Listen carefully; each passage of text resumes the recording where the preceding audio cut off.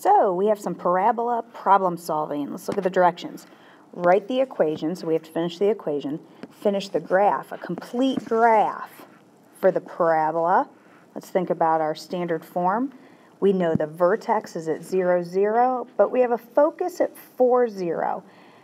The distance from the vertex to the focus is going to help us finish the graph, give us our A value, tell us what kind of equation we have, x equals y equals, and remember it's a parabola. Well, let's look at the graph to start with. If the vertex is at 0, 0, let's plot that. Nice big vertex at 0, 0. The focus is at 4, 0. That means the focus is all the way out here. Remember, the distance from the vertex to the focus is the same as the distance to the directrix, opposite direction. So that means the directrix must be right here. It must be a vertical line. If the directrix is a vertical line, x equals -4, that would be the directrix. If that's the directrix, how far apart are the directrix and focus? If it's 4 units from the vertex to the focus and 4 units from the vertex to the directrix, they're 8 units apart, which means it's 8 units up to one side of the parabola and 8 units down to the other side of the parabola.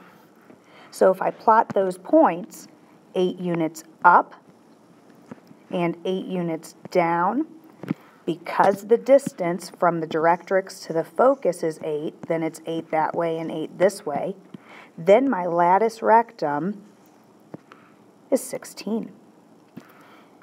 Here's my parabola.